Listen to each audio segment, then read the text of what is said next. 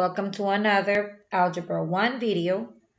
This week we are going to learn about arithmetic sequences. This is lesson 4.5. An arithmetic sequence is a numerical pattern that increases or decreases at a constant rate that is called a common difference.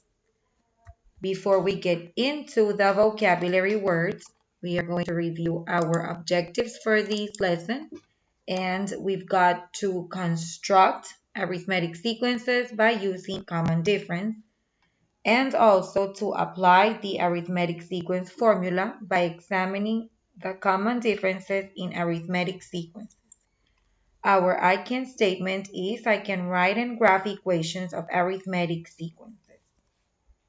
Now let's get into the vocabulary words that we need to own to be successful in this lesson. First of all, we've got a sequence. A sequence is a list of numbers in a specific order. So here, each of these numbers is called a term, and the three dots at the end indicate that these numbers can go on infinitely.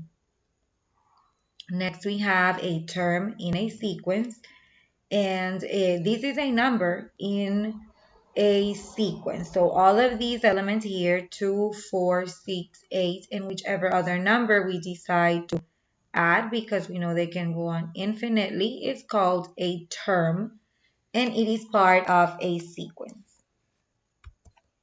Next, we have an arithmetic sequence, and this is a pattern in which each term after the first is found by adding a constant or the common difference to the previous term. It's important to keep in mind that not all arithmetic sequences are going to increase, because when the number that is being added is a negative number, then the term is going to decrease.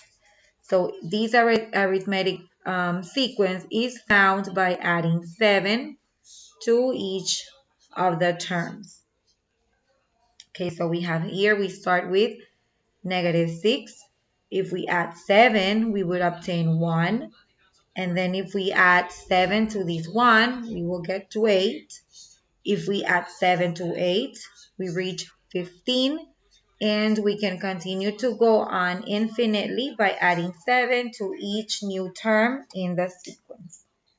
And finally, we have the common difference. And this is the difference between consecutive terms in an arithmetic sequence. That means that the difference between each of the terms in this sequence is going to be constant. It's not going to change. So we have the sequence 2, 4, 6, and 8. We can determine that the constant is 2. This is the number that's added to each of the terms in order to continue with this sequence. So that is called the common difference.